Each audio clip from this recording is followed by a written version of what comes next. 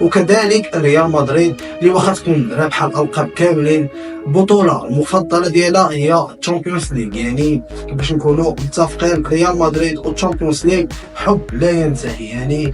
يعني البطوله المفضله ديال اي مدريدي تسولو، يعني يعطيه الدوري، يعطيه اي لقب، يقول لك ما خصوش، ولكن الشامبيونز ليغ يعني هما كيبغيو لقب واحد. كذلك البايرن اكثر فريق يعني وصل النهائيات من بعد ريال مدريد 11 مره، ومتوج بها 6 المرات وخسر 5 ديال النهائيات، رقم يوريك القوه ديال البايرن.